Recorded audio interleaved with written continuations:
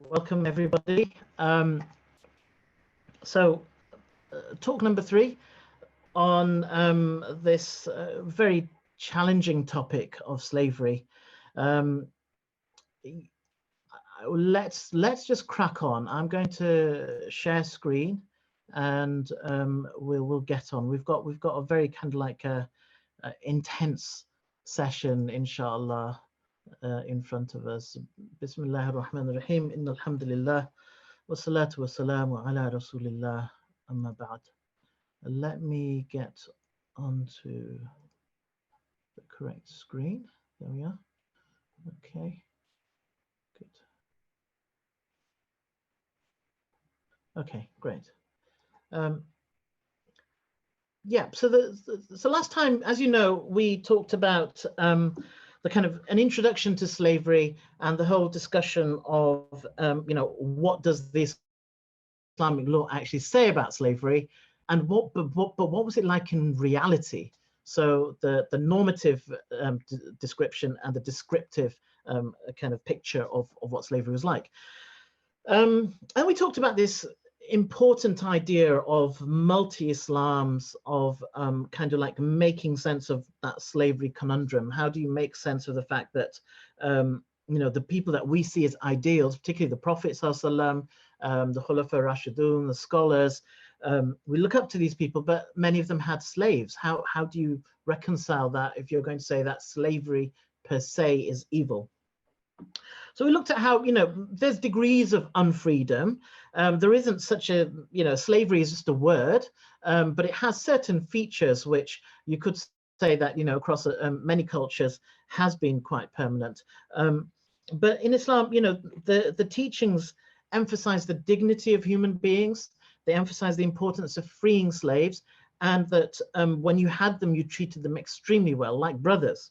And the teachings of the Prophet were that you feed them with your own food, you clothe them with your own clothing.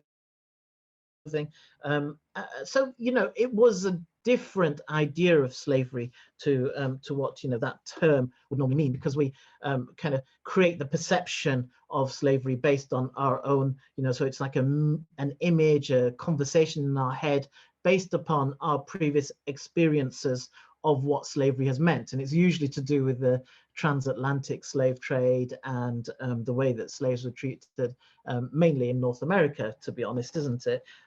They're reading Roots, 12 Years a Slave, all that kind of stuff.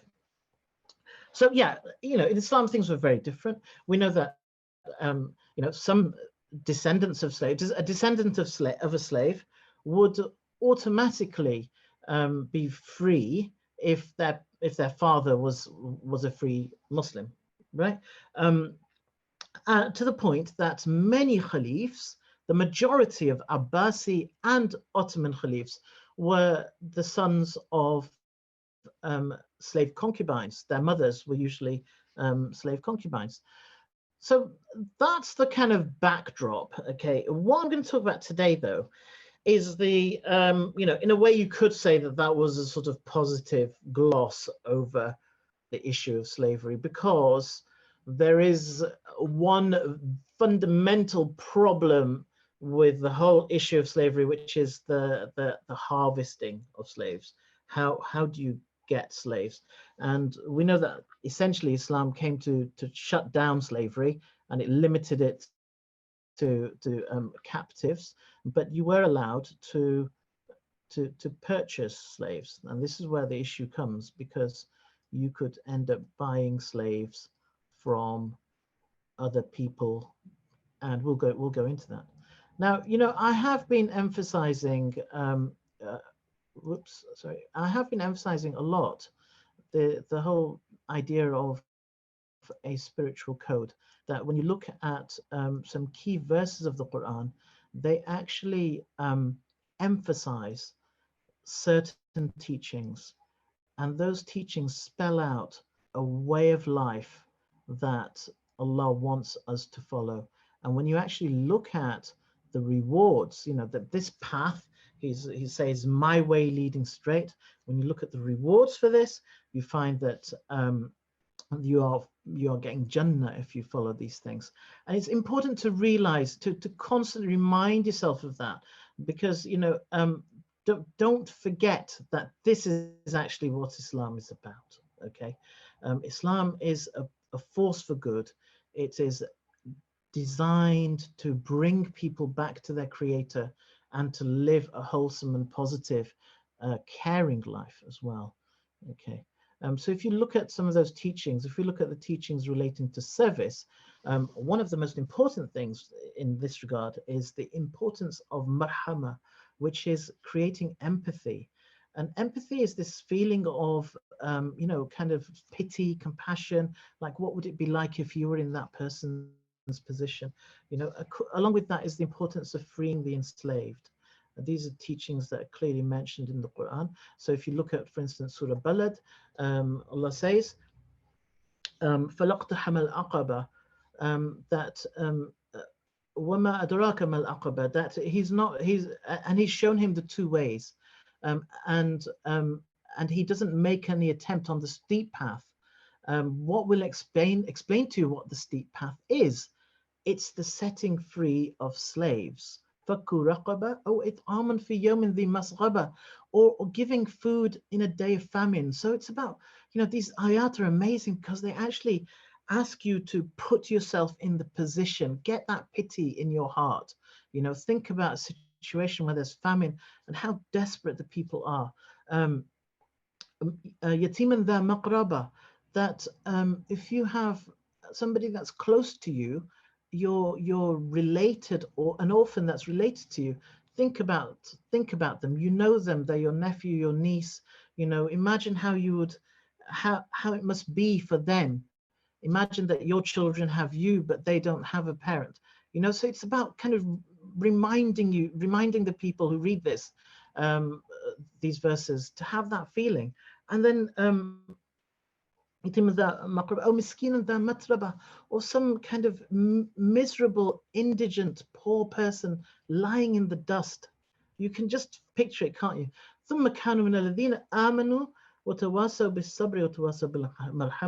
That these are the people who have faith and they enjoin patience and constancy and marhama, this pity, this compassion, and they will be the companions of the right hand.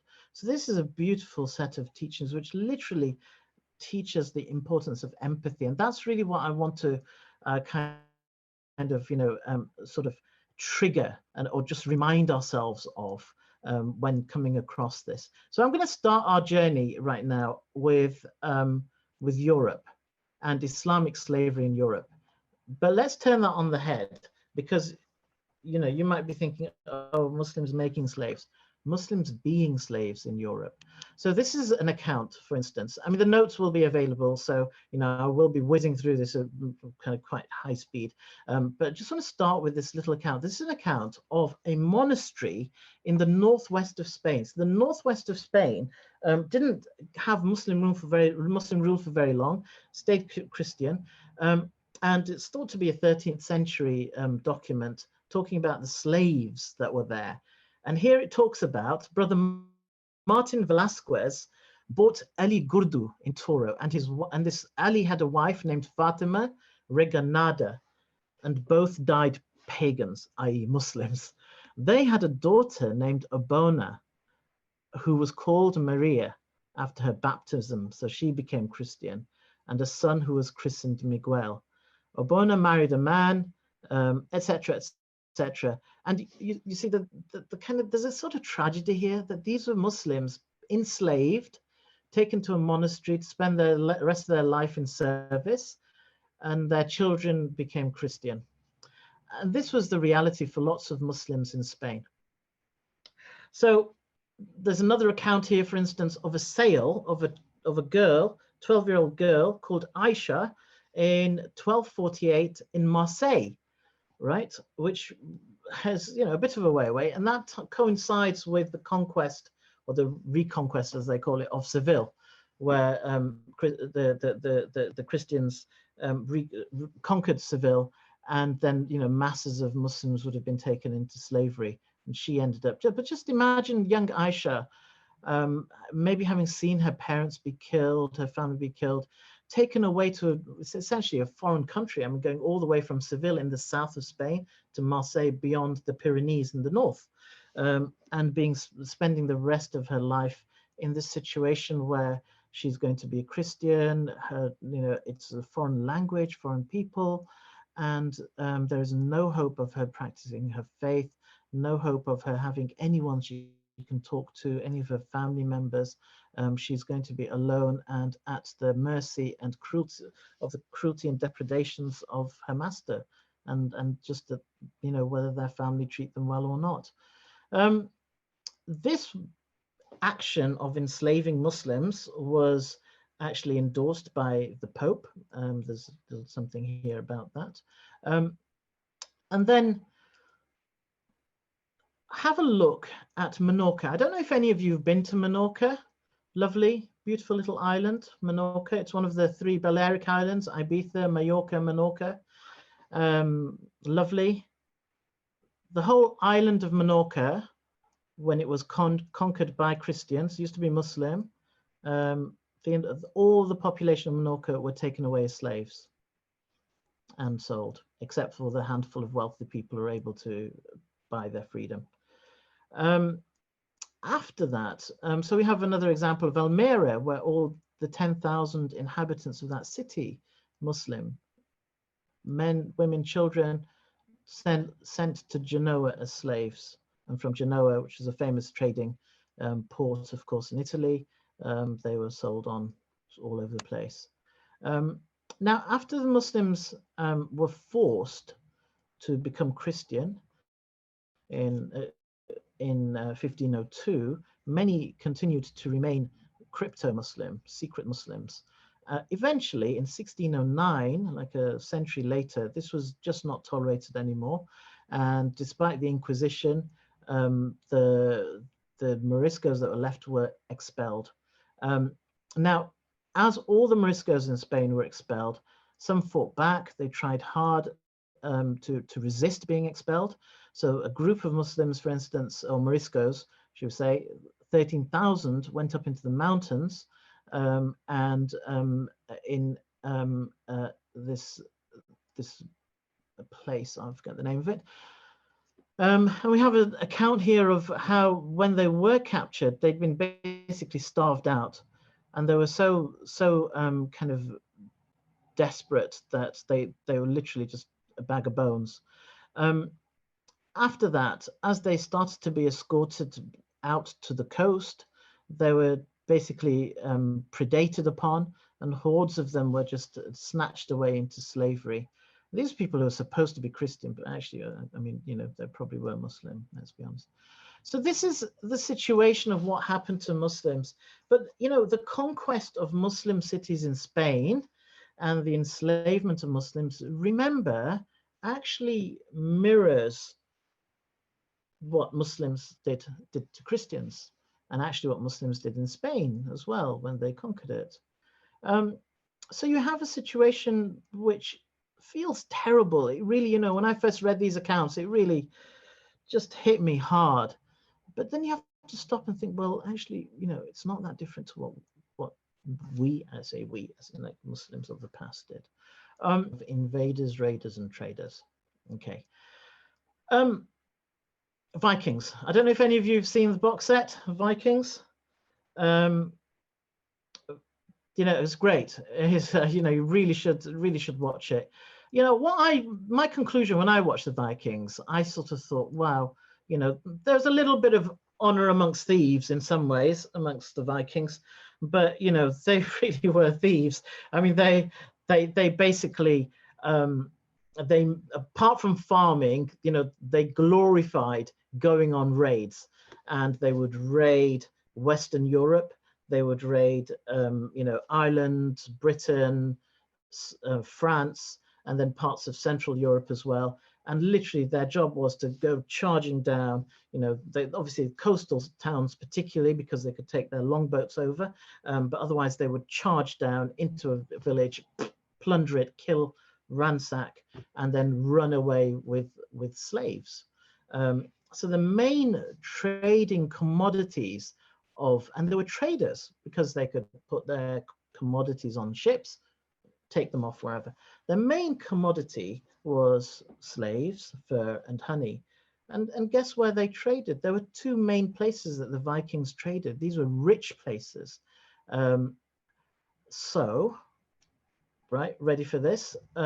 These barbaric peoples who kind of universally condemned by Christians as well, of course, traded with Muslim lands. They traded also with the Byzantine Empire, and hordes of silver coins have been found in Scandinavia with Islamic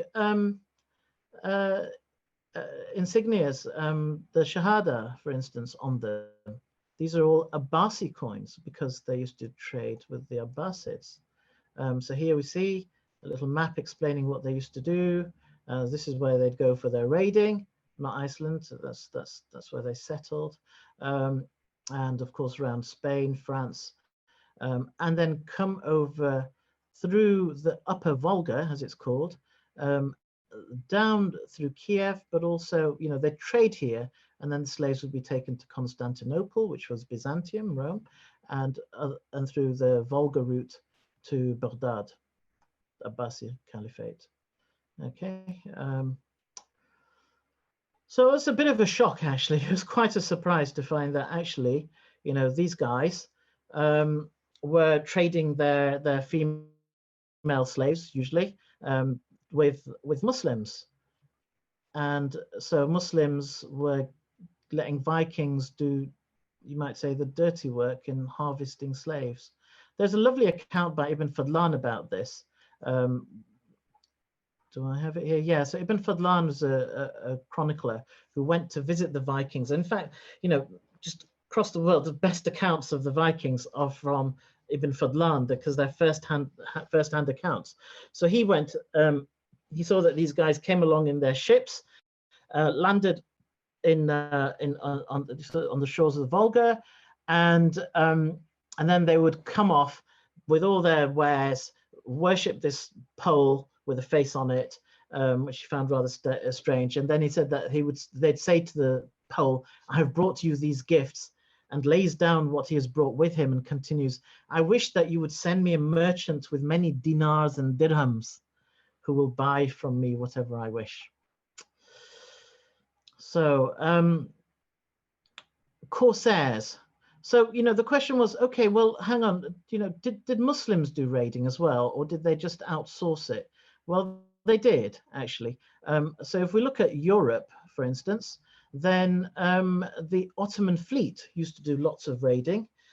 It would, and then also the coast of North Africa had a number of cities where ships would set off literally with the purpose of raiding. Now, these ships were kind of populated by Muslims, but a lot of renegade Christians as well. And, you know, people generally recognize that they weren't men of great character, shall we say. And their idea was to land on coastal villages, but also piracy of ships as well. So they would take over ships and enslave everyone.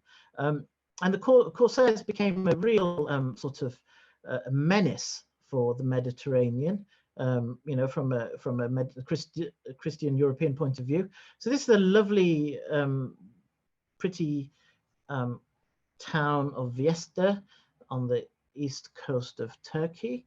The Ottoman fleet came here, and in 1544 took away 7,000 inhabitants, put to the sword another 5,000, emptied the village. In Gozo, if you've been to Malta before, Malta is made up of two islands, the main Malta and then another large island, which is mainly agricultural, Gozo. They occupied Gozo. They took all the population away as slaves.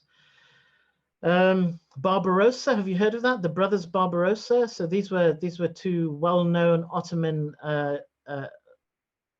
sort of naval commanders who, you know, feared pirates. And this is where they would end up. The slaves would end up in the slave markets of northern Africa, North Africa. This is the slave market of Algiers.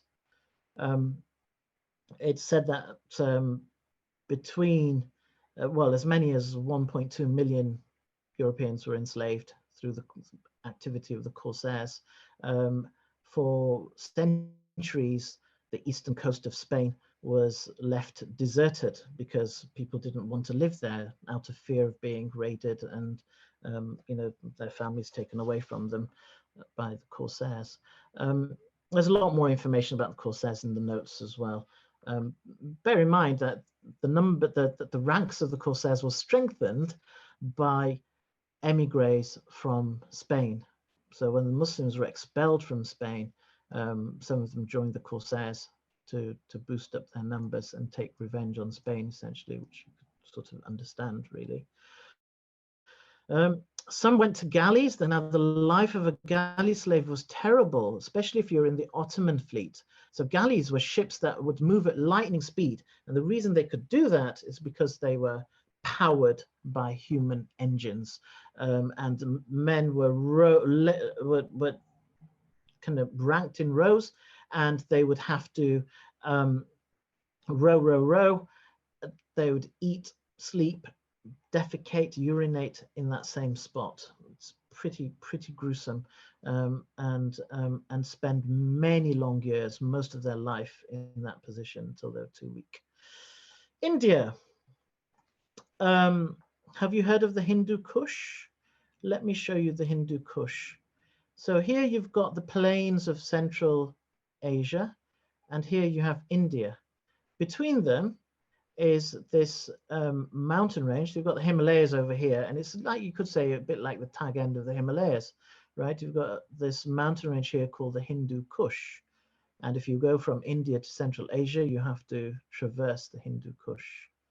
Okay, this is what the Hindu Kush looks like from the road. This is what it looks like from the sky.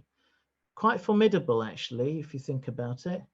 What does Hindu Kush mean? So in the words of Ibn Battuta, he says the Kush means, and it does, well, this is what it means. It's Farsi. It means slayer of Hindus. And he says that Hindu Kush means slayer of Indians because the slave boys and girls who were brought from India, so they were all taken from India and harvested from India and taken to Central Asia, Muslim lands of Central Asia. They were brought from India and they died there in large numbers as a result of the extreme cold and quantity of snow. These poor kids, poorly dressed, were dragged over the mountains, and a handful of them survived. So Mahmud Ghaznavi is quite famous. He's like known as the conqueror, the first conqueror of India. Made a number of raids into India, 17 in total, and conquered Punjab and kept it.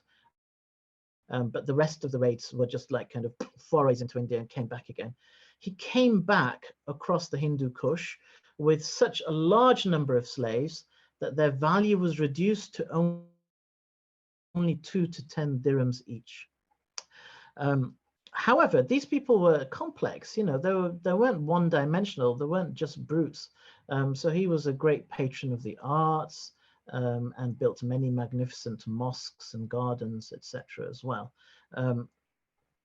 Nonetheless, this was just a norm, basically. Africa. Now, a lot of slavery in Africa took place internally. And in fact, when slaves were taken to the coast, they were brought to the coast by traders who had raided them or bought them off somebody else who'd raided them. And many times these traders were themselves Muslim, called Arab, but they're not actually Arab most of the time. They were African tribes who'd become Muslim. So they looked Arab because they were wearing Muslim type clothes. Mansa Musa, legendary. This is one of the wealthiest men in history, definitely the wealthiest man of his time, a mass exporter of gold. And known as very pious. He built huge mosques. He developed the Sankora University, where he buttressed it with 1,000 manuscripts, 25,000 students.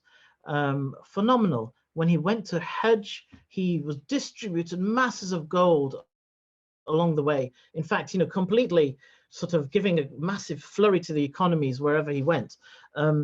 But he was accompanied by 12,000 slaves who were carrying the gold for him.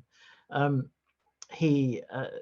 Battuta was quite offended by Mansa Musa, actually, because he went to visit him and was rather shocked to find so many slave women in his courts, topless. So this, that's the situation. If you have a look at the trade routes, so you can see that there's a ton of trading of slaves westwards to the Americas, but also north to the north coast and eastwards to particularly Mecca and Medina, Jeddah, and then to Mecca and Medina. And then this route here goes off to India. So you can see, this is a bit of a close-up there. By the 19th century, many of these places had been shut down, actually, and we'll talk about that next time. But Zanzibar continued. Zanzibar continued to trade in slaves. How are we doing for time? Yeah, okay. The thing about Zanzibar was that it actually became more prominent for its trading by about the 18th century, and then continued through the 19th century into the 20th century, actually. Now, Britain had quite a strong influence on Zanzibar, and it was trying to shut down slavery. It actually had a contract by which it kind of agreed to interrupt slave ships and prevent them. So whenever the British fleet was in the Indian Ocean, it was able to, it intercepted these. Right. Now, the interesting thing about slaves is that you don't have many accounts of slaves in kind of Muslim history, that no first-hand accounts. And Jonathan Brown mentions this, that actually for a lot of the accounts, you have to go to Europeans, particularly 19th century Europeans. And so there's a lot written about Africa, because that's where slavery was still very active in the 19th century, and about Zanzibar as well. And you could say that, they had there were motives, and we'll talk about that next time, inshallah. However, there is such a vast amount of accounts, you can't deny it. And also, if you think, oh, raiding or acquiring slaves can't have been that barbaric, well, of course it was. How else does someone give away their children or their wife or their daughters, right? There is no nice way of doing that. Do you see what I mean? So the accounts have to be relatively credible. And that's what Jonathan Brown comes to the conclusion of. And he gives 3 accounts in his book. He talks about how there was one account from a European who accompanied the Ottoman army, an Ottoman Egyptian army. They went to 3 villages. One of them they went to in Africa, and they just surrendered because they're so used to it, and they just handed over some people to be taken away slaves. In another one, the village ran to the mountains, and they burnt the village to the ground. And in a third one, the village put up a fight, which was unfortunately a mistake, because half the population was slaughtered and the rest were taken away as slaves. He also mentions the account of Griga, who's a person caught in French Algeria. He talks about how when he was taken as a slave from Niger, then lots of women and children were taken away, but some old women just had their throats cut there because they weren't of any value to the slavers. The other account he has is of slaves arriving and being marched to Cairo, and how they were yoked together by the neck and beaten if they lagged behind. And anyone that was too ill or exhausted was basically dispatched off. So here, we have images of how people would come and raid villages to take some slaves. They were then carried on what are called coffles, which is a kind of like a procession where these yokes were tied around people's necks and they were marched. And if you think, oh, well, no, I don't believe that, Here's an image of one. This is a photograph of a yoke. You know, you can see that if you've got that tied to you with the metal kind of bolts at the back, it's not very easy to escape. So there are some accounts which of David Livingstone, for instance, finding people either dead or so like women tied to a tree. Because basically, what does a slaver do if he's got a procession of people and someone's lagging behind and they're just kind of being dragged essentially? What does he do? Now, he could either just leave them if they're too exhausted and they're literally just on the kind of doorstep of death. He could leave them, but in most cases, he doesn't want to set a precedent, so they actually kill them. Or they tie them in a way that they know they're going to starve to death and nobody else wants that same fate, right? Zanzibar, I really need to move on. But these are some images. These are ships that were intercepted. Look at the little boys. They would have been yanked away from their families to then have a life of possibly being castrated, turned into eunuchs, or just being sent off to a life of slavery and kind of hopelessness, really. This was a ship that was intercepted again, and look at how emaciated these people are. These people would have marched, who knows, it could easily be 100, 200 miles on these coffles before they get to Zanzibar to be traded and then dispatched across the seas. There's accounts here, which will be in the notes, of what happened when cholera struck Zanzibar. And this was witnessed by a number of British people who were posted in Zanzibar at the time. Basically, slaves, there's a little tax when slaves arrived at port to Zanzibar of $2 per slave, but they were so emaciated and close to death that the slavers were just throwing them off the ship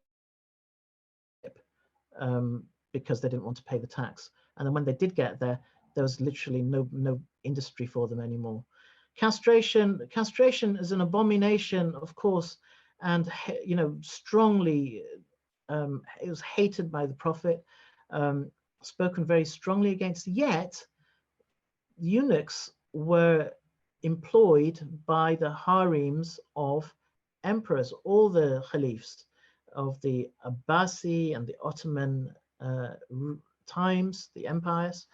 Here we have the chief eunuch of the Ottoman Empire of Abdul Hamid II, who's the last effective ruler of the Ottoman Caliphate. Now, the funny thing is that eunuchs actually had quite a lot of power, but you do wonder how, particularly eunuchs that obviously were in influential households, but how did scholars not stop this?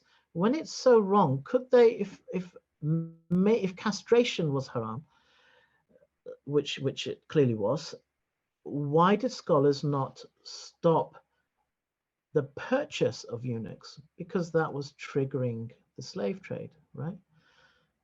Now, when slaves came into market, then they had the indignity of being bought and sold, and you know, and it really is quite awful that you're inspected and poked, prodded. Women, it was legitimate to examine pretty much every part of their body. And you know, scholars have talked about this as well. Even the early Kufan scholar Sha'bi is one of the leading scholars of his time, Tabi'un, talked about that being allowed. And his mother was actually a Persian slave, so he should be quite familiar with the horrors of slavery. But it was allowed because it was normal. It's not because there's anything bad about Sha'bi, but that was the custom. Ibn Umar used to do that as well. But you know, it's just not nice for the slaves. The question of what went wrong, because clearly, you know, this whole situation is very uncomfortable. How do you reconcile it? How do you make sense of it? You know, as Jonathan Brown says, that the Islamic heartland of the Mediterranean Middle East had a voracious appetite for human labor. One of the shocking things about Islam and slavery is that even though we know that Islam actually just continued what was already there, put restrictions on it, actually the demand for slaves increased when Islam came along. The presence of Islamic civilization increased the demand for slaves, which increased the injustice and the suffering of slaves as well. It's very hard to make sense of this. There are a number of factors. If we were to break it down, there are predisposing factors. So first of all, we know that there was already a culture of slavery before Islam came along. What Islam was saying is that, okay, we'll give these people a better trigger in life, better opportunity in life. Then there are trigger factors. So with Islam, what happened is that at the time of Umar, there was a massive enlargement of Muslim lands, and huge numbers of slaves came in. As a consequence, people became quite comfortable with having slaves around, right? Slaves became very useful around the house. People got used to the idea of having lots of slave concubines because Islam had legitimized that practice. Will continue to legitimize it, should we say. And also the economy of cheap labor. So you do the maths and you say, well, okay, I'm going to buy a slave for this much, and this is how much work I can get out of them. Even if I'm going to free them after 5 years or 7 years, I'm going to get this much work out of them. And then all your competitors are doing the same as well. So they became an economic demand for slaves. So the perpetuating factor was that, and this is the perpetuating factor for the trade. So when the border stabilized, people got so used to having slaves that they needed a continuous demand. And because Islam hadn't forbidden buying slaves, so people started to source them. That's essentially, that's the story behind how this all happened. And the consequence is that there were at times large slave populations. So we've got different estimates here in different places at different times. So anywhere between 3% all the way up to 75% or even 100% of an area. So, okay, what's actually why is this? Why is this? See, the thing is that there's a number of factors that scholars are influenced by. Okay, and this is really important to understand. So scholars are influenced by established scholarly tradition. It's hard for scholars, and it was hard for scholars to go against tradition, particularly in a big way. Okay, and especially once the body of law had been codified in the madhabs. So then a scholar would just not think about contradicting their madhab in a big way. Okay. Also, there's norms and customs that were an influence. We talked about this last time as well, right? So the law itself, the Quran Sunnah, was influenced by what was normal at the time of the Prophet, but then afterwards as well, people come with questions if they're going to ask about what's going on in their lives, and the scholars are a product of those lives as well. They're from that society. Okay, and then finally, there's the political influence as well. So you can't, it's difficult for a scholar to go against the authorities. Some of the rules, some of the decisions are made by the authorities anyway. Okay, and scholars were also the judges, so they actually maintained the system.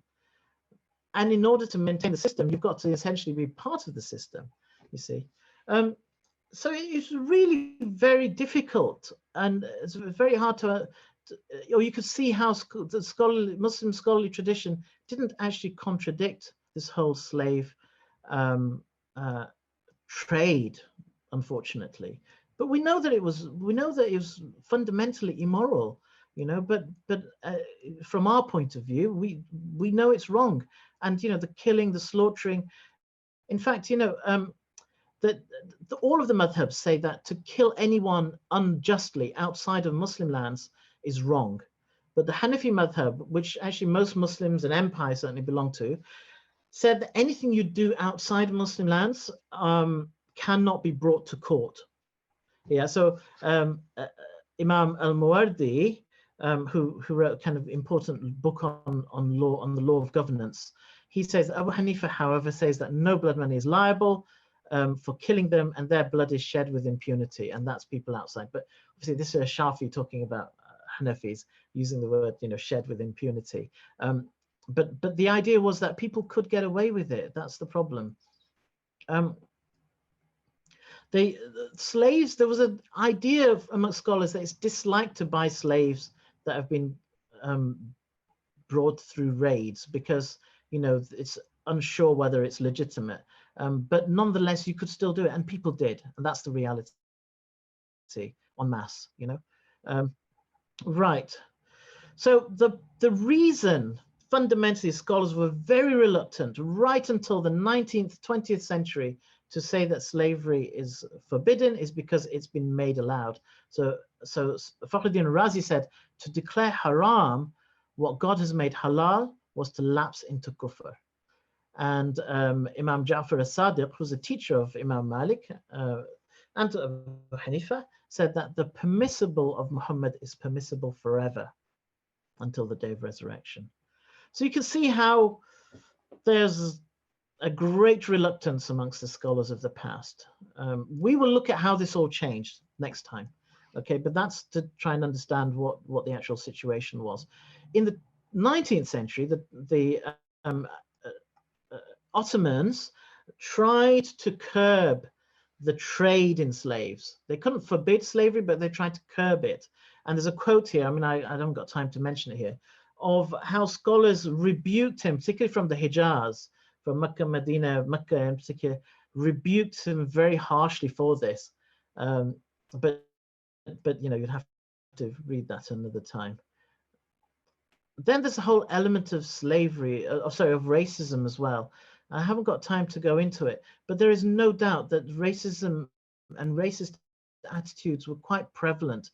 There's an element, there's some traditions which are unauthentic, which actually attribute that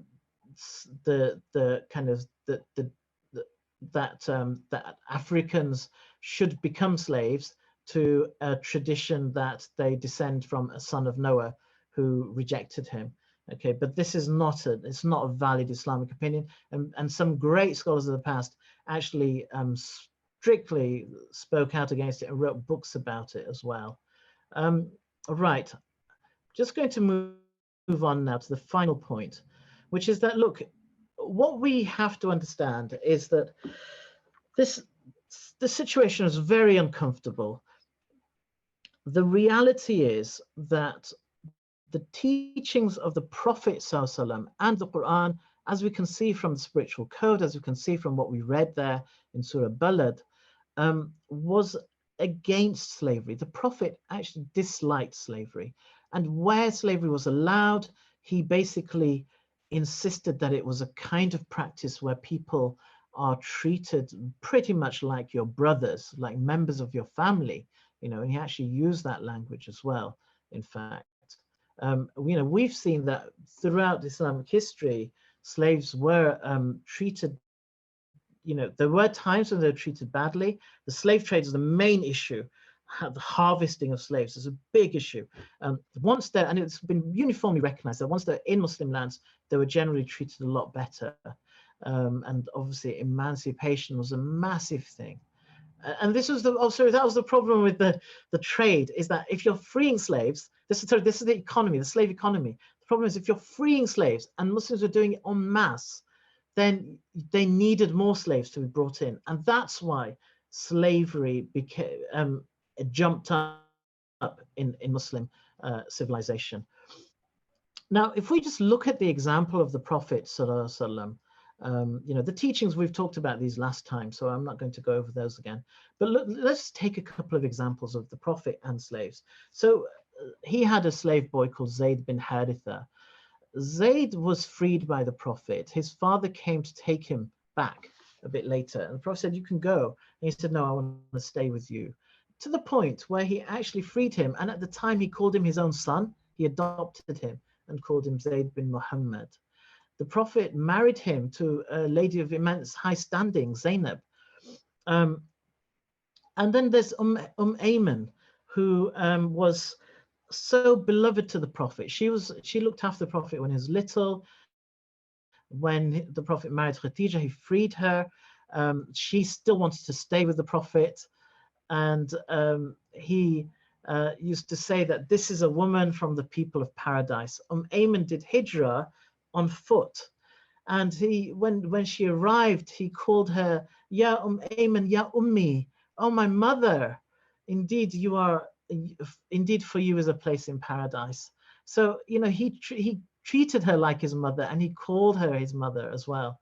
He married Zayd later to Ayman, and their son, Osama bin Zayd, was made the general by the Prophet at the age of 13 of an army in which many leading companions would be under his rule. This is the example of Rasul sallallahu alaihi wasallam, and we know that the Prophet sallallahu, when he had slaves, remember, a fifth of all booty, including any slaves through conquests, were passed on to the Prophet. So he had slaves. He had 15 slaves. He freed them all. Okay, and he disliked slaves, and he knew that having slaves was a massive weight for people on the Day of Judgment. So much so that Fatima radiallahu anha asked him, because her hands were getting calloused from all the manual work she was doing, if she could have a slave to help her. And the Prophet ﷺ came to her and gave her some du'as to say instead, and say that's better. That shows how disliked having slaves was for the Prophet ﷺ. When he was passing away, the last bit of advice he gave to people was, beware of your slaves. And to companions, he would tell them about the importance of their slaves, to the point that companions would just keep freeing their slaves. That's the example of the Prophet. Now we have some questions. I'll just quickly answer one common question, which is, why didn't Islam just ban slavery from the outset? And you have to understand that even though the teachings of Islam are saying slavery is a bad thing, the good thing is to free slaves. If you've got slaves, free them, right? It didn't make it law. It made it the ethic, okay? And the reason was because the Prophet in Medina was in a precarious situation many times. So when at times during certain conquests, he would be in a very difficult situation where you've got a captive population. He wants to free them, but he knows that if you free them, before long, they'll wage war on him again. And the way that traditionally in those days you could pacify a very resistant population was to enslave them. Right? That was the norm of the time, and Islam just allowed that. And the Prophet didn't do it all the time, but he did it where he really had to. So there's certain instances where he did it. So, for instance, there's examples of tribes that where the men ran away, and the Muslims captured the women and children. They enslaved them. Then later, the men became Muslim and came back and said, "Can we have our families back?" And the Prophet said, "Yeah, you're all free. Have them back." So the idea was, if you don't need to do that, you don't do it. Okay, it wasn't that you keep this going, right? So this is the idea of trajectory hermeneutics, that what was there already was that this is the law already, that you can capture people, but the ethic was on a different level, which is that you free people. Okay, so the idea was that if you get to a situation where it's possible to make that law, it should be made law. Do you see? But the Prophet wasn't in a situation where he could have done that. That's all. Okay. So that sort of ends, I think, today's session.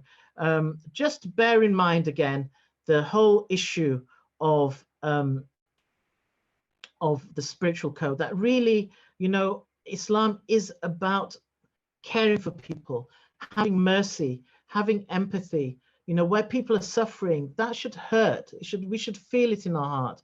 And if there are examples in the past where, this hasn't happened, we have to then kind of ask, well, are there things today, if we feel bad, if we feel that it was wrong what was done in the past, we have to then say, well, are there wrongs today that we're oblivious to as well, or we're turning a blind eye to?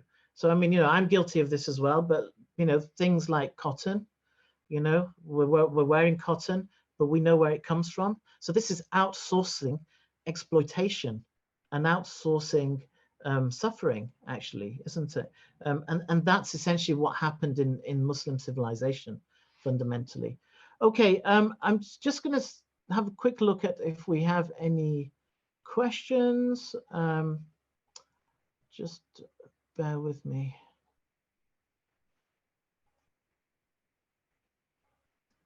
Okay. So yeah, it certainly seems like there aren't any questions. Okay, Rahma, any questions come your way? Um, just one. Just why didn't God forbid buying of slaves? But Okay. Yeah. Yeah. Okay. I'll tell you why. Yeah. Sorry, it's in the notes, but just I'll just finish on that. It's a very good question. Because the Prophet ﷺ allowed the selling of slaves. So if you're going to sell a slave, someone's got to buy them. Yeah. It's a very good question, because if buying slaves was banned, then the slave trade would come to an end as well, of course. Yeah. But the reason, and we talked about this last time actually, the reason that selling slaves was allowed is because that was the punishment for a slave that where the master slave relationship has broken down. There's no way of reconciling this relationship. And the point was that the Prophet ﷺ did not, and he said it in the hadith. He said, "Don't be cruel to slaves." I can't remember the exact wording. Okay, instead sell them. Yeah, don't press them, just sell them instead. So that was like the ultimate penalty for a slave if they can't get on, essentially.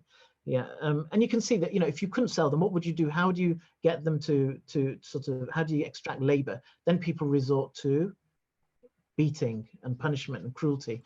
And of course, that's what happened in North America, right?